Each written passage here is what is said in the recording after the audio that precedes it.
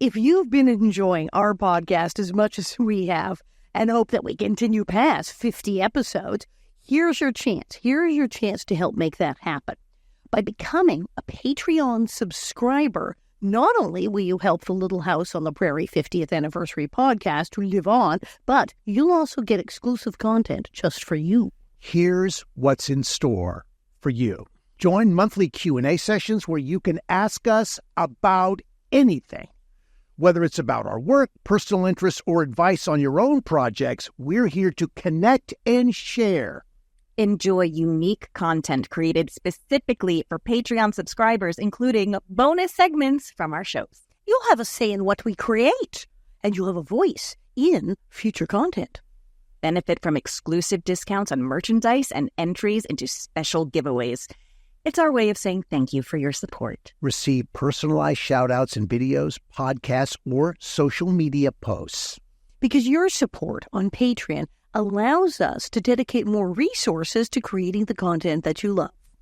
You could join the Little House 50th Anniversary podcast community on Patreon and become a Prairie patron for just $5 a month. We thank you so much for your continued support, and we cannot wait to share our ongoing journey with you on Patreon. We are extremely grateful for the support of VisitSimiValley.com and the city of Simi Valley's belief in Little House on the Prairie and their support of the Little House 50th Anniversary podcast. Discover the charm of Simi Valley, California, the home of the Prairie. Visit Simi Valley, where adventure meets history and the spirit of the Prairie comes alive. Explore the Ronald Reagan Presidential Library, step aboard Air Force One, enjoy stunning hikes and savor delicious local cuisine. Whether you're here for a weekend getaway or a family vacation, Simi Valley offers something for everyone and is only 30 minutes from Los Angeles. Plan your visit today and experience the best of Simi Valley. Go to visitsimivalley.com for more details. Your adventure awaits in Simi Valley.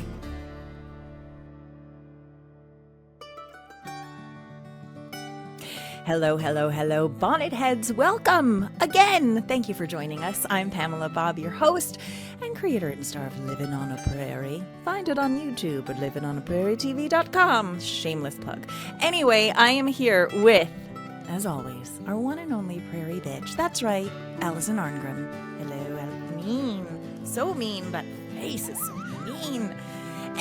But she's really nice in real life, you guys. Yeah, yeah, exactly. All this is, I like to say that she's always in on the joke. Yes, whatever the joke is, she's in on the joke. And that's, you know him, my hashtag imaginary boyfriend. That's right, Dean Butler. Hello, Dean Butler. Hey, everybody.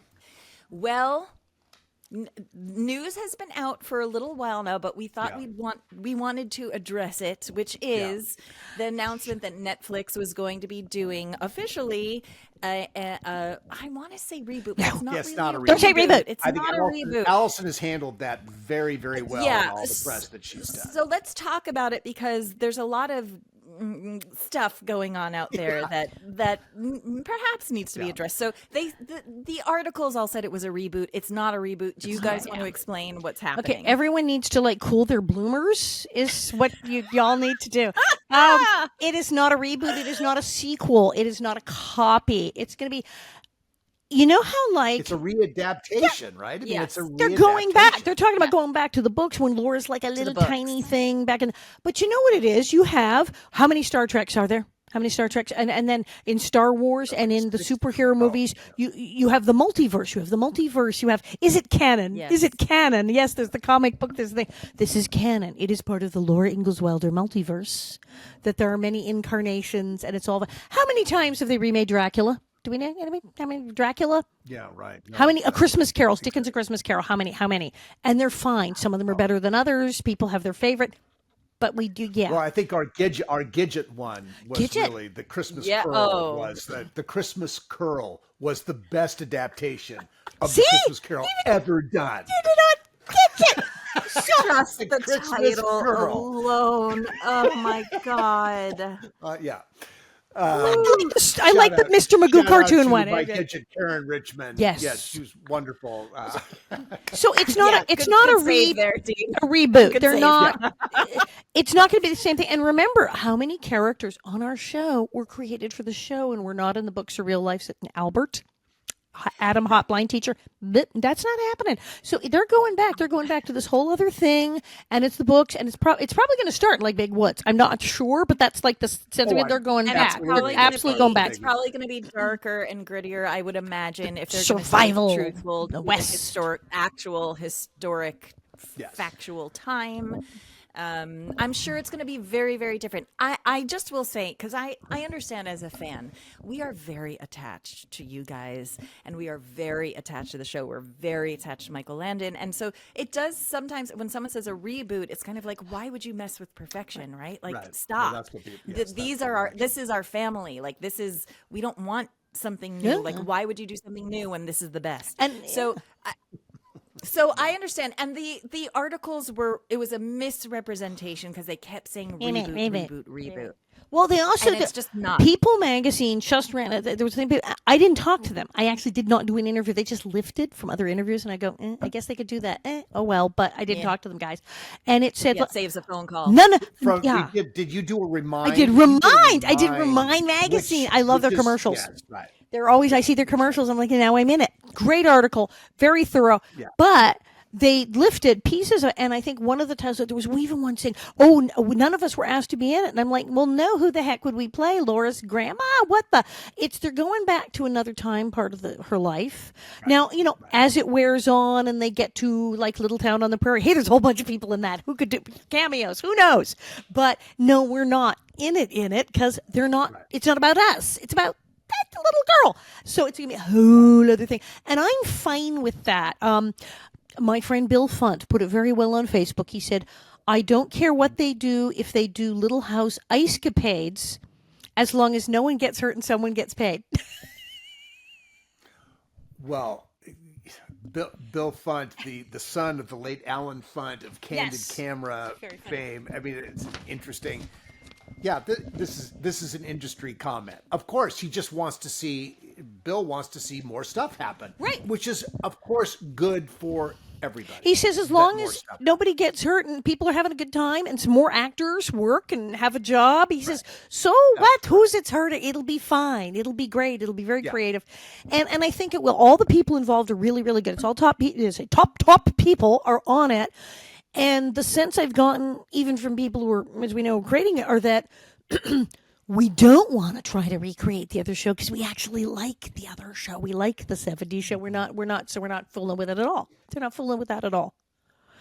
Yeah, and my sense, Alison and Pamela, is that the television has changed, audiences have changed, sensibilities have changed. It's inevitably going to have a different vibe about it because the expectations of people, if you want young people to watch, it's just going to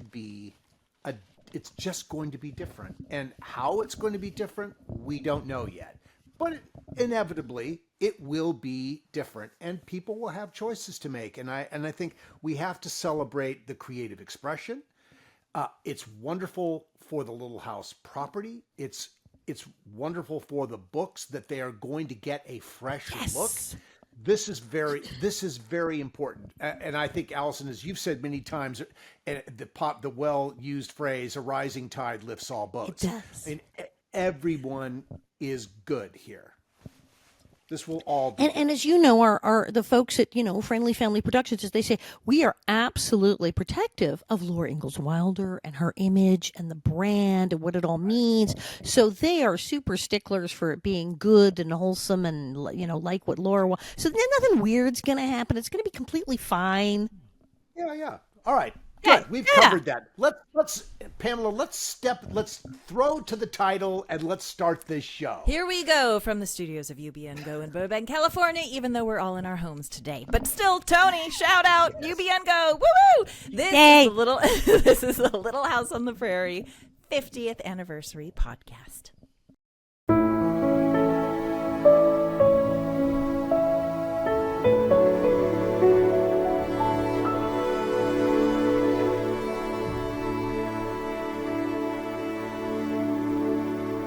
right.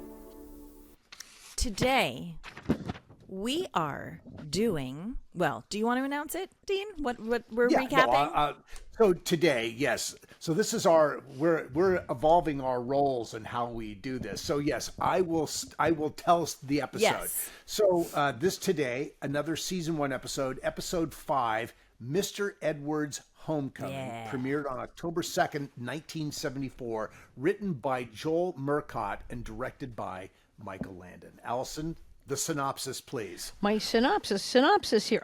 Yes. Season 1, episode 5. And you know, if you're on the streaming thing, they count the pilot as 1 and it throws the whole count off. So it's that's not click. Why is it 5? This isn't 5. It's 4. It's 4. Because it was Harvest of Friends and Country Girls and then Okay. See, I got drove me right, bats looking at that thing. No, it is episode 4. It's 4. It's number 4. Mr. Homecoming. Which means that the plague that we talked about was actually episode 17. Okay, yes, it's so confusing. Yeah, okay. While in Mankato, which is apparently not Big Sky Ranch, but somewhere on the Paramount Law, and lovely use of the bee tank. The bee tank, we saw the water and the little boat there. That was like, oh, look, the bee tank goes all the way up to the little dock. How nice. Pretend lake. So while in Mankato, Charles is surprised to find Isaiah Edwards, the mountain man, befriended by the Ingalls family back on their journey from to Minnesota from Kansas. The two men return to Walnut Grove together to find young Laura sick in bed, and a worried Mr. Edwards promises to stay until she recovers. But Mr. Edwards' deep concern for Laura stems from a devastating personal loss, and he cannot forgive the one he holds responsible. Will the Ingalls' friendship and a budding romance with Postmistress Grace Snyder help Mr. Edwards come to terms with his past, or will he leave Walnut Grove for good? See, this is why she reads the synopsis, because it doesn't get any better than that. Dramatic. Okay. So this was Joel Murcott. Who's Joel Murcott? Right? Never heard of the guy after Murcott, this. Right, no. And it's the only episode of Little House he wrote. Joel Murcott was an older gentleman he wasn't old. He died at the age of 63. He passed relatively young. He wrote this 4 years before he passed. But Joel's career was really more in the 50s and 60s. So, and I think it's interesting that it speaks to how quickly, once the pilot was purchased as a series, how fast this had to turn in order to get episodes written. I mean, imagine that from a standing start, you air this in March, it is picked up, and you have to build this whole world. So what was the time frame? Do you know? From when they were picked up to when they started filming the series? They would have had to start really fast. You were there. It would have had to have started in May or June. So it aired in March and it started in May. I got the part, and the wardrobe fitting was the next week, and it was like because remember the wardrobe fitting studio wardrobe fitting, and it was like it was days. It was in May. It was in mid-May. I got the part, and it was like it went so fast. It was like next thing I knew, I got the part, and it was like boom. It was really fast. The pilot aired in March. In March. And then you started filming in May, and it premiered in September. It was shot in December, just January. They knew. They knew what they're doing. But they had to create all of this. This was Herculean what happened, but this was the nature of series pickups for everybody. Do you think they had written episodes already just to be at the ready? Michael might have. I don't know. He might have. I have no information about that. He had plot lines, have had ideas. Money he may have. Look, Michael had tons of relationships from Bonanza. I mean, he could have reached out to people and just sort of casually sort of talked about this. But it's so interesting, the difference in the quality or in the tone of the writing is so different in this episode that we're talking about now, Mr. Edwards' Homecoming, from other episodes that we've seen. The music is very different. It's early in the series. There's a different vibe. The show is still seeking itself. So interesting. As shows inevitably do. Yeah. Oh yeah. Yeah, I think Harvest of Friends, came out of the box, that had to have been thought about. Yes. That was just felt like a fully realized thing. Country Girls, It's in the book. felt like a fully he might have written that. They might have written that because they had the complete. That was the complete script I was reading at the audition. It was every single word. They probably wrote that early, and so there were things they clearly had thought because they did. I mean, it wasn't like read these 2 pages. Here's the entire every scene you're in. Just, wow. So they had started early. He knew there was. He had a list. Even if he had written it, it was like I want to do that one. I want to do that. He thought ahead. I really like this episode. This is the first appearance of Mr. Edwards in the series. Which is exciting. And I'm sure the fans were very happy to see him. And again, they had to wait 4 episodes to see if Mr. Edwards is coming back. And there he is, Mr. Victor French, in all of his brilliance. I mean, God, what a brilliant actor this guy. Every time I see him, it's just a reminder of how brilliant and whole he is as an actor. Really wonderful. Well, and when we had his kids on, they talked about he played so many villains, and he was so excited to now be like. When we first see him, he's in a saloon in like a hard Western bar, drunk out of his mind, in a total blackout. Doesn't even recognize. Charles has to go to Ingalls. It's Ingalls. He doesn't even recognize him. He's completely out of it and fighting. He's punching people in the face. He's playing the guy he used to play in the Westerns. And Charles says, "No, come with me, and takes him away." To become everybody's childhood favorite character who they all love. And that's what's also so great is that he has the ability to do all of those things. And this episode shows all of the things that he does. He does the comedy. He does the drama. He does the vulnerable. He does the hard ass. Like, he does all of it. And so perfectly. Yeah, I've just always said about Victor, he could make you laugh. He could make you cry. He could make you scared. In a matter of seconds, he could turn it that quickly. You know what I loved about that opening scene too, where he's drunk and he's in the saloon and Charles is seeing him? The handheld camera. What a choice! Charles is moving through the crowd, and it's the sort of wobbly handheld shot, and it was so effective because it makes you feel sort of the grittiness of this place and the grittiness of Mr. Edwards not doing so great in here. Yeah. But I wonder we don't see that very much in Little House on the Prairie, that handheld camera anywhere. Dean, weren't we one of the first shows to use the Steadicam? Didn't the inventor of the Steadicam show up? Garrett Brown, he came for the football episode, and Garrett Brown, who's like a 6'5" gazelle, running down the field with this huge torqued big Panavision camera loaded on this thing. You had to be an absolute beast to run this thing. Our camera person who ultimately used the Steadicam was a guy named Mike Menardis, who is a pretty beefy guy, and his back could handle the torque of this thing. I mean, you're putting 70, 80, 90 pounds out in front of you on this thing, and it's all on your lower back and upper. You're really strapped into this unit. But that was, as you're making the point, that shot looked like that was a handheld shot following Charles into just that a little crowd. wobbly, and it just set up the environment, the atmosphere so well. Yeah. And no digitals. When we say handheld, it's more like right. Yeah. Yeah. Hence the wobble. Yeah. Right. Exactly. Yeah. No. Well, look, we had you have great camera operators. I don't know who would have been the operator. I can't see. For example, I can't see Kenny Hunter with that Panavision camera on his shoulder. No. Was he a little guy? So I don't know who that operator would have been. Somebody big. But that was a very nice handheld really shot. Nice. But yeah, it's so they go from the hard. He goes to Western land and pulls him out into Prairie land. Totally. Yeah. Totally. Yeah. Yeah. Okay, so then he brings Edwards home with him, and everyone's very happy to see him, except Laura is sick. Do we know what's wrong with Laura? Yeah, she has tonsillitis. Tonsillitis. She has tonsillitis. Again, no antibiotics. So bad. Yeah, Laura.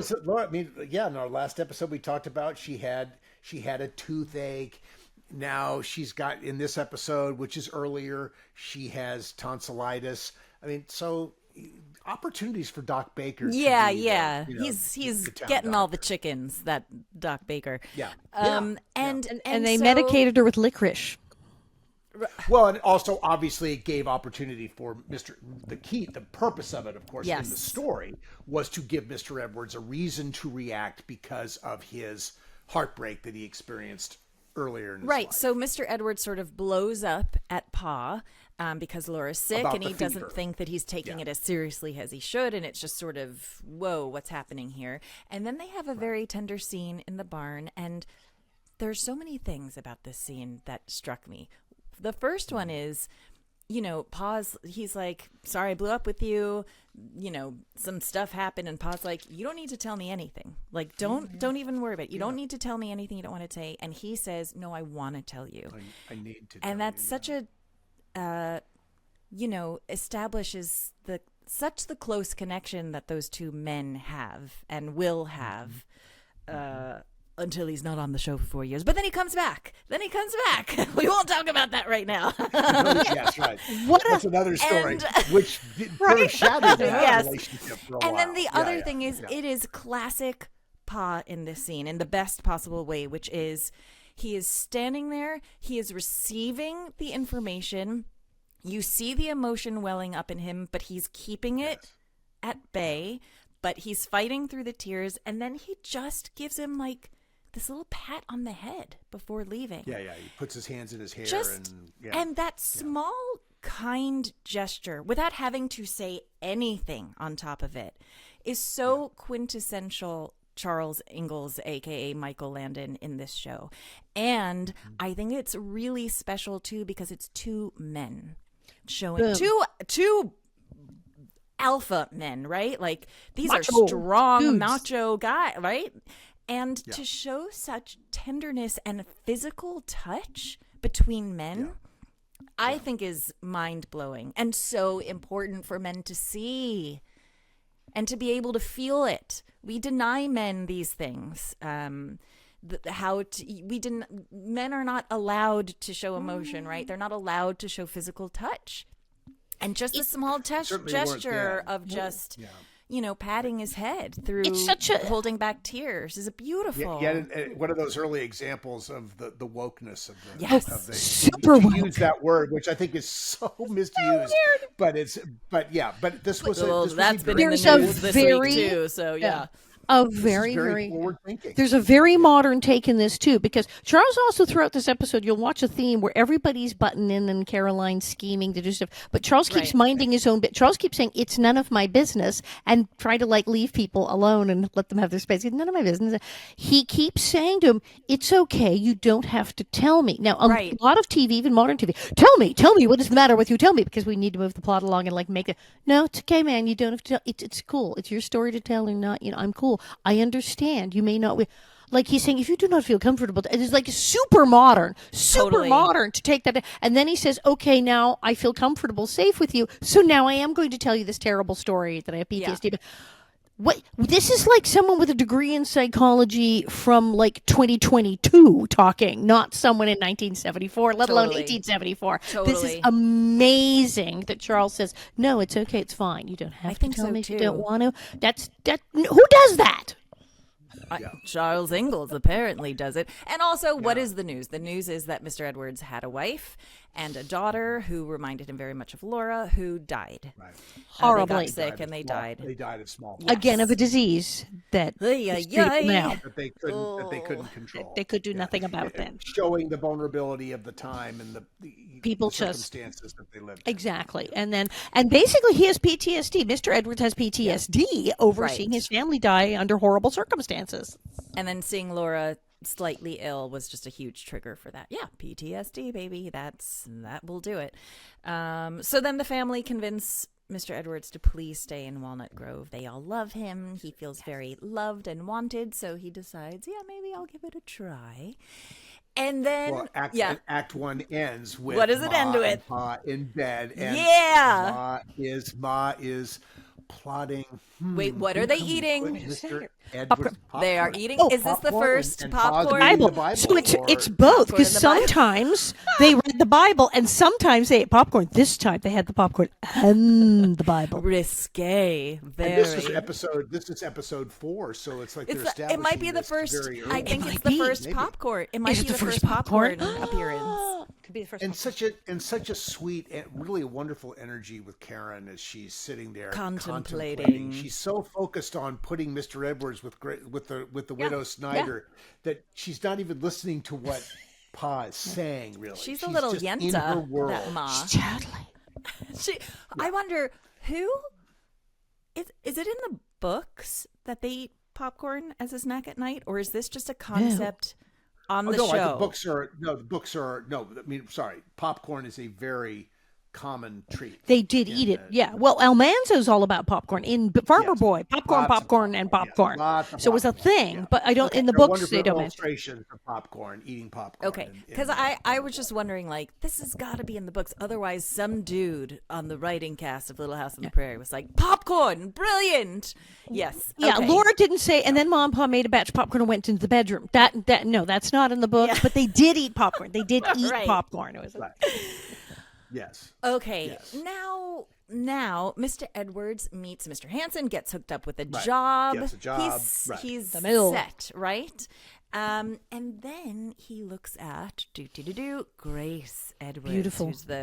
who works at the post office. Is this our first appearance of the beautiful Bonnie Bartlett? I think it is, and she Yeah. is beautiful. I just kept looking at her like, what? She's so striking. It's not. She's a striking beauty. I think she's gorgeous. She's not a. I don't think she's not a traditional Not at all. kind of beauty. She's a handsome She beauty, is. I think.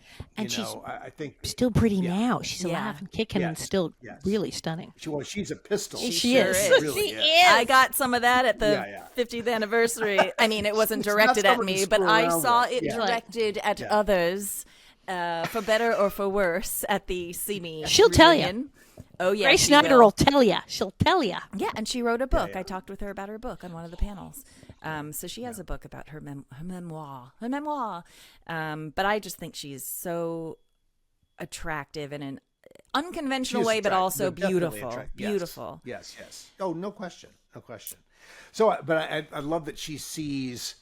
So they immediately are watching each other. That's established right away that they are watching each other, and then we get to watch Mr. Edwards fish out the bottle of whatever this is, The jug. the recipe, the whatever it is we find out it's empty. She doesn't see that, but we find out it's empty. He fills it with water, and we're off and running with this morality judgment thing Correct. that the widow Snyder Throughout the has entire for- episode. Yes. Yes, totally. Yeah, that's interesting. Even Reverend Alden. It escalates. Yes. Yes, and they think she's the trouble spot because hysterically, when she finally comes, oh, I'm so sorry. Oh my God, it's waters. I'm so sorry. And then of course she goes to drink it, and that just as Mr. Hanson comes out of the middle and goes, what? Yeah, and he thinks she's drinking now. So everyone's judgmental And about. Victor has the best line. He has the best line. 'Cause, I didn't know she drank. Oh, well, you know how it is. It's the quiet ones. It's always the quiet ones you got to watch. And I'm like, I died laughing. I was brilliant the way he did it, too. Yeah, no, what I thought was one of the scenes I thought was interesting. It's sort of an outrageous thing to do, but she comes across the bridge, referencing it now, and she goes to find the bottle. Right. Who does that? Right. The nerve. Who goes and opens up the bottle to sip it to confirm her worst sense of who this man Didn't even is? know this guy. Didn't But even she know was him, and suspicious. she's pushing herself into his business. Now, I guess they're pushing the fact that there's mutual interest here in each other. But I thought that was sort of a ballsy thing to do, to just go in and pick up the bottle and open it and Well, take a it's drink. a very Karen move. Let's face it. It's a Karen move. Karen, as in sort As of in the Karen. a Karen. yeah, as in And let me she speak to is- the manager. Karen. She is. She's totally Yeah. being the Karen. Because in the Yeah. post, she's like, well, are you a member of the family? Can you pick up the mail? She is. Yes, she right, is. exactly. She's being the Karen right now, and then she apologizes for it. But yeah, she was Karening out. Let's face it. Very busy. Yeah, A Karen before Karens were totally. Karens. I mean, Yeah. I mean, Okay. Mrs. Olsen was the original Karen. Are we? She had right? it But down. yeah, she just was Karening out a little bit. But he's a new guy in the town. I guess she was trying to protect everybody from a potential alcoholic or someone who maybe Yeah. drank a little bit. Yeah, who knows how the widow Snyder lost her husband? maybe. Yeah, maybe. That's not You know really what? explained. Let's throw her that bone. Let's give her that backstory, There was even if it's not that what she that could have actually had PTSD that he died in some terrible accident because There we go. he was We drunk. fixed it, you guys. We fixed it. And then Reverend Alden does the temperance lecture at church, and he's aiming sure it at does. her. Strong drink, and look what it's done to people. She's going. He was being very, very preachy during his preaching. Unlike him. I know. It's weird. Every once in a while you get these moments from Reverend Alden where you're like, this is very judgy. Very, very judgy, which he usually is not. But once in a blue moon, it's like, oof. And then I love how afterwards she was like, I thought it went a little long. How was the service? I thought it went a little long. So yeah, everyone thinks she's a drunk. She's not a drunk. And Carolyn, in the meantime, is playing matchmaker, right? So she asks Mr. Edwards to please pick up the Ingalls' mail. Yes, And she's plotting. Mama, we always pick up the mail. Oh, and The I girls also, say. I need to say, Mr. Edwards also, before this, brings Laura some lemon verbena. And perhaps this is the second lemon verbena appearance in Little House on the Prairie. The first one being, yes, Country Girls. And now we're back with lemon verbena, which is just a theme throughout the entire series. Yeah. But the busybody, Caroline, busybody, getting in their business, and as you said, there, Widow Snyder. Let me go In a see very sweet this way. In bottle. a very sweet way. Well But that's intended. the running thing is that Charles keeps going. I don't. Why? Why don't you just leave them alone and see if they like each other? What? Why? No, you don't have to tell me. No, I don't want to know. No, why are you bothering these people? He's just constantly trying to mind his own business through the whole episode, and no one will stop.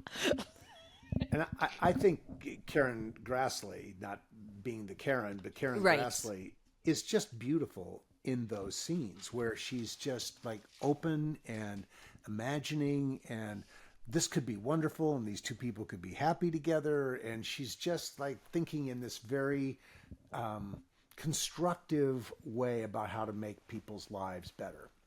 And I think she's beautiful, really beautiful Yes. as she does it. And it's wonderful that Charles, he's just laying back, watching all this happen, and being the guy. Speaking of making people's lives better, when we go back home to Mon Pa, there's Pa shirtless in his Is it one of the suspenders. first? Okay. Sharpening the plow. Harvest of Friends is the first shirtless paw because of the tree accident. This is like the second super duper, and it's one of his better poses. There's that shot where he's by the fence and she's behind the fence. Yes. That's like a still photo that people like put up when they go shirtless paw. That's the one. It's an interesting. Yeah, the suspenders are on, The suspenders. but shirtless, and then the sort of black and white, sort of tweedy, herringbony trousers. It's a good look, but yeah, it was like, there's Pa. And now But the shirtless paw. And now, ladies and gentlemen, Chesty Charles. All right. Yeah, Chesty Charles Just a looking little taste. looking great with his Kahala Hilton tan. Yeah, just a little from, taste of it.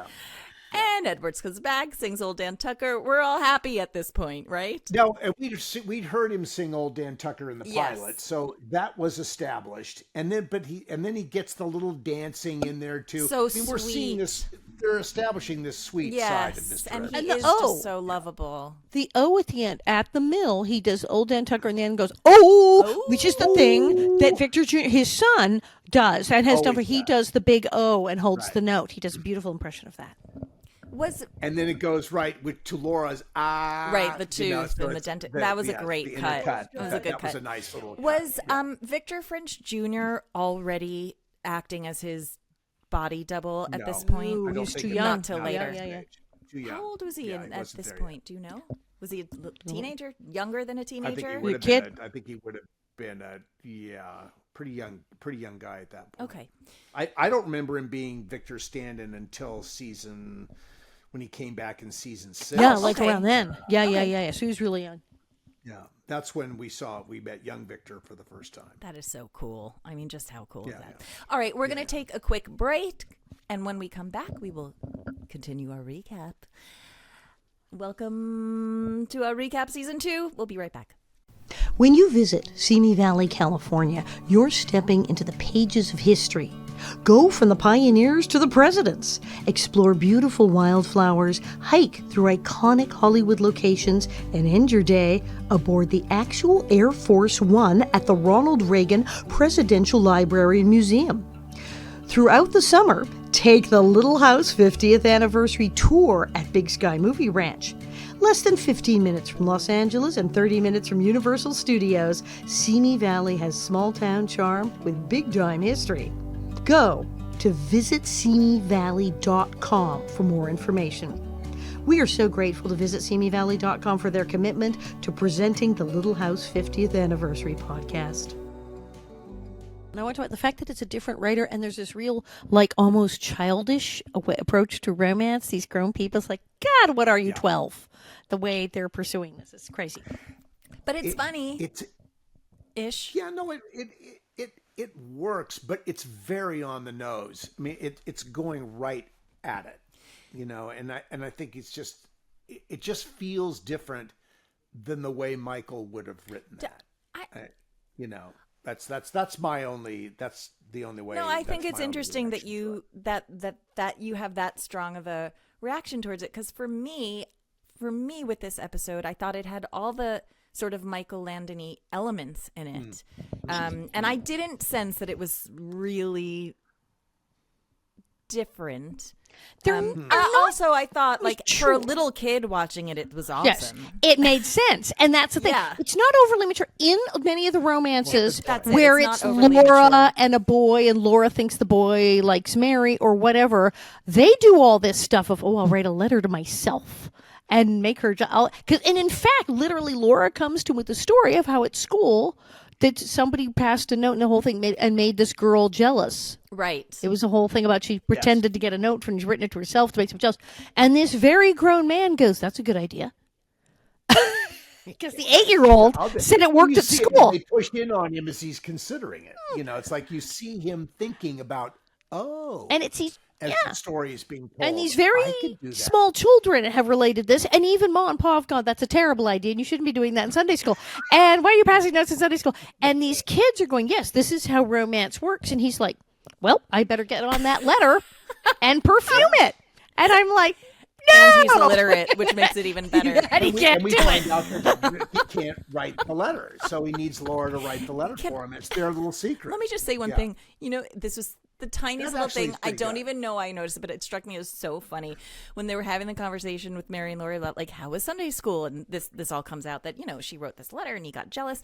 And then he was like, I mean, not about what's happening with you personally. Like, what did you learn in Sunday school? And she just goes, oh, we learned about Jesus. It's like, really? That's the answer? That's a very blanketed general. I would assume you were learning about Jesus in Sunday school, but really, no more detail than that? Okay, cool. We're learning about Jesus. Yeah. And I'm sure an answer that kids give at home. We learn about Jesus. Every Sunday when they're asked about that question. It struck me as so funny. Yeah. At the schoolyard soap opera, that's what happened. Exactly. Man. Jesus, but this, yes. Okay, so Mr. Edwards actually does go through with this fake letter to make... Right, with Laura writing that. Yes. The kid has to write it because... Yes, because he can, and it's very, very simple writing. And he goes and he goes to the side of the road, and which is sort of interesting because the mail truck's going by. And there is this wonderful, quirky actor named Sunshine. Is that who that was? Okay, yeah, that guy was great. In the seat with Jack Lilly, who's driving the carriage or the wagon. Who were they at that time? And they have this little. Sorry, so Jack Lilly was one of our wranglers. Oh, his son Clay Lilly is also a wrangler. His son Clay Lilly could very well end up being the lead wrangler on the reboot. Oh wow! that conversation is already. Oh my God, begun, that'd be great. Which would be sort of cool. Amazing. But Sunshine Parker, where I know Sunshine Parker from is there's a wonderful scene in a movie. Is it? Oh God, I'm sorry. I should have looked this up. He's a very quirky. Am I IMDbing while you're funny guy, and he has this nice little exchange about why are you mailing this here? You're sending it here, and back and forth. What the other fun thing about that little moment is the wagon pulls away. Now the shot is looking up at Sunshine Parker, and they pull away. So the point of view is looking up the hill. The wagon goes down the hill. When you cut, Mr. Edwards goes on walking up the hill. When they cut back to the wagon is going up the hill. So Michael cheated the point of view there. He moved the camera to the other side of the road, flipped the point of view, and because he didn't want to flip the whole company. He tweaked it so that the wagon that was going down the hill is instantly going up the hill away from them. Both parties are going up a hill. Yeah. So Michael did this all the time with the camera. He was not afraid, because I'm sure there was the whole unit sitting there in front of the little house, and their whole village was there. To move all that could have taken hours to move all that. So he simply moved the camera to the other side of the road and had the wagon go the other way, and they look back at each other, and the point of views all work, but so the geography works, but the actual geography up is a little odd. And Sunshine Parker was extremely prolific character actor. He's in everything. He was later in Tremors with Charlotte Stewart, our Miss Beadle. Charlotte. He's in everything. He was in Roadhouse. He was in Alfred Hitchcock Presents. He was in Pee-wee's Big Adventure.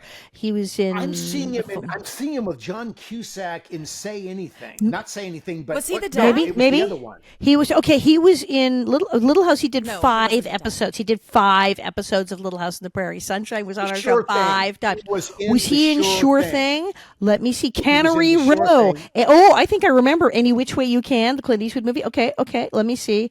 Yeah, he was on Dukes of Hazzard. He was in and of course, where did he start? What's his first job? Bonanza. From Bonanza. 3 episodes of Bonanza. So he discovered him on Bonanza, and then he was in everything you could possibly be in. All roads lead to Bonanza. All roads lead to Bonanza. I love these people. Helltown, Werewolf, Double Revenge, Roadhouse, Sundown, Love at Large. No, apparently I'm not seeing him with that. Adventures of Briscoe County Jr. It looks like the last thing he did was Love Street. That's what it says. The heck was that? That was, I don't even know this one. All right, but there you go. You do see him in the short, when you go back to like 80 something, he is in the Sure Thing, right? I'm not seeing the Sure Thing. I You're am not. That? Wow. So maybe I'm seeing him with John Cusack in a bar, and they're talking about now. They're having a drunken conversation in a bar. He may have, but which movie is it? So now you've got me looking here. Who do you want him to see? I'm doing like down the rabbit hole. I think it's the Sure Thing, but maybe I'm Cusack with Cusack. Was he with? Yes, with John Cusack. But Sunshine Parker. And I'm trying to find, like, surely he was in something. It's one of those 6 Degrees of Separation. What was he in? Dun, dun, dun. Yes, wait, he was in Roadhouse. I think it's Roadhouse. Well, that's not the one. That's not John Cusack. That's not what I'm thinking of. But it's because John Cusack I don't think was in Roadhouse. But anyway, Sunshine Parker. He's in everything. He's in freaking everything. He's in everything. I bet there are listeners who know exactly the movie they will tell us. You tell us, you guys, because Dean's going to be living in agony You're until he knows. Awake at night every moment. What 6 Degrees of Separation? Where is Sunshine Parker and John Cusack? Because they did something together, and we just don't know which thing it was. These are the probing things. Yes, these are. This is priority. Okay, let's move on though. So the letter happens. She smells the lemon verbena on the letter. Yes, she does get jealous. It actually sort of kind of works. It totally works. It totally works. Yeah. I love that the way he sits and read, and we cut to the letter and it's blank paper, and his reactions to what he's reading are so wonderful. And you know he's got something in his head that he's playing, and he just chuckles and cocks his head, and it's very charming. Yeah, it's lovely. As he sits right in front of her to read this letter to make her jealous, very like a 10-year-old. It's a they're being actually these are grown people. They're being very childish about this romance. They're being super childish. Yeah, no, it's great. So then Grace goes over to the Ingalls house with them. They all have dinner. They have pike. They have a great time. They dance to some fiddle music, some paw playing very fake, phony fiddle music. Now, interestingly, I love that because earlier on, he plays the fiddle there, and he's playing it like the violin. You know, the fiddle is a very specific sound. It's you're playing multiple strings in the fiddle style. David Rose, who obviously has to write all this, does not, and someone in the studio is playing it for Charles, did not always write the things that the fiddle player played in the fiddle style. That's what I was wondering too. Like, was the fiddle music being played on set so that he knew what? Okay, so that's why it was never in sync. It was always a playback. Oh, that's what I mean. Oh, there was like a track. A playback. They play a track. Okay. Oh, so he's just playing. So he's just faking it badly. He's faking it badly because his fingers aren't even moving when the notes are changing. It's like Michael Landon. Please. He just didn't have time to I'm sorry. You move your fingers when the notes change, Dean Butler. I don't really play the piano. Nellie played the piano in several scenes. No track. And yes, they didn't zoom in on my hands, but I put my fingers in the right places. I at least look like I was playing something. Yeah. I was playing like chopsticks, but I was playing something. Okay, so we've seen him play bad fiddle. We'll see him play bad fiddle again. 9 years. We will see him play bad fiddle. 9 years. We will see him play. And then it's part of the charm. Yes, it's part of the charm. That's how we'll label it. It's part of the charm. It was an Easter egg for people to find. Bad fiddle, French tip nails. There are many more. Let's see let's look at the braces. Braces. We could spot braces a mile away. I love all these things. It makes me giddy with happiness. Okay, but then tragedy strikes when Grace and Edwards have a conversation about God.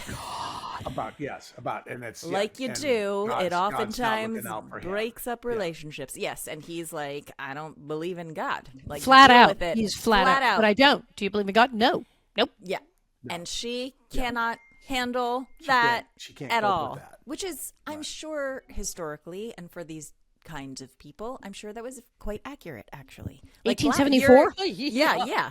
Like you're a heathen, right? I mean, it's an existential thing. Yes. In a small town, 1874, a widow woman of her place in society, and that kind of no, there was no way. You were just like, I'm an atheist. Ha ha ha. No, not a thing. So that breaks them up. She's very disturbed by this, and then he's like, I'm out. I'm leaving. And I'm leaving. Right, I'm leaving. And And his reasoning for not believing in God, by the way, is because he said, if God is real, why would he let my daughter and my wife die? I mean, and I think this is a very reasonable argument. It sure is that people still have to this day. He's mad, and even Caroline, even when he says to Caroline, "How could that happen?" She doesn't say, "Oh yeah, she even stops." He goes, "Well, good point. I don't know. We don't know why these things. It's horrible." But she's like, "Well, that'll do it. That'll do it to you." Yeah. And then Carolyn has a conversation with him. I mean, what you're saying tells him he's punishing God. Yeah. What do you think about that? That's an interesting take. I know. Punishing God. It's weird. I've never heard anyone come up with that one. And in ways, that's someone who really believes in God. Right? But then you believe in God. He's enraged at God, but what, of course, he's actually doing, especially when we watch how he's treated himself in the drinking and the no companionship and being a loner, and then this whole romance he's about to give up. He's punishing himself. Right. He's been punishing himself in his life and making his life miserable every single day since he lost his family. He clearly has wound up punishing himself, cutting his nose off, spite his face the whole time. And this may be kind of like sort of ringing a bell in there when she says punishing God, like, or maybe. Alison, that is such a great revelation about that, because I hadn't thought of it in those terms, and now that I have, it makes perfect sense. Absolutely. Look how he lives. Look how he lives. Yeah. No, but also that what she said to him would resonate in that, from that perspective. Because somewhere in his head he would go, punishing God. I'm not punishing God. I'm and he'd have to go think about it, wouldn't he? Yep. And we don't really. No, he doesn't say, "Oh my God, hey, I'm punishing myself." But you see that he has. It's very on Little House because usually in Little House you see the epiphany. He does not. You see that Michael he thinks about it. Us the epiphany. He's thinking about it, though. You definitely see him. That it hits him, and that clearly there's something is jarred, that he has to go think about this one, and then he changes his mind because somehow he got it. Yeah, he gets it. Yeah. And so the next thing we see is Mr. Edwards in a very dashing outfit, by the way. I think he looks so adorable in this wardrobe choice. Where after shoving all that stuff in the bag, I know. It's all pressed. Where did he find the clothes? Where did he get a blazer from?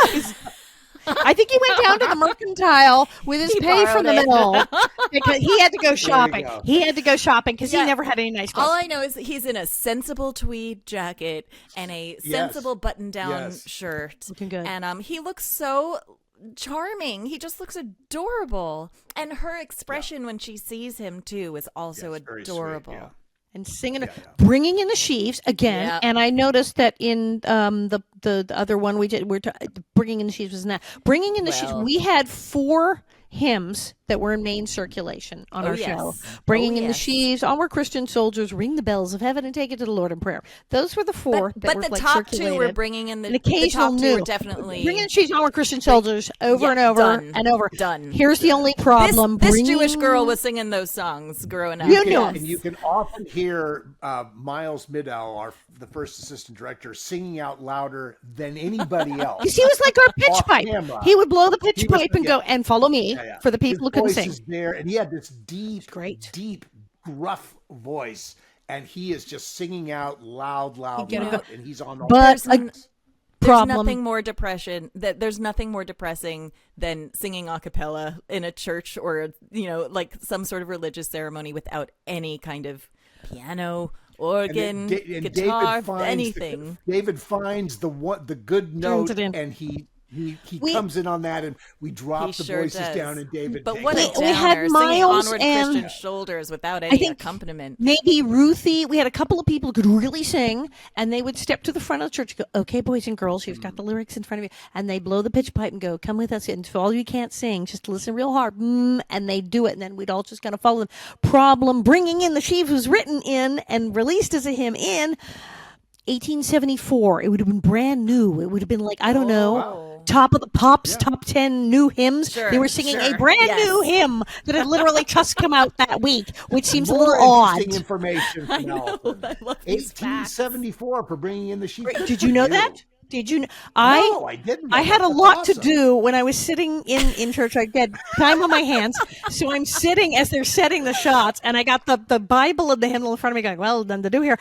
And I memorized all the back verses of Bringing in the Sheaves and Onward Christian Soldiers. When I was 14, I could sing all the verses going all the way back of Onward Christian Soldiers and Bringing in the Sheaves. I can't remember them now, but I did. Awesome. I memorized them all because I had nothing better to do. But but it's 1874, which is kind of strange. Oh. It is the sure thing.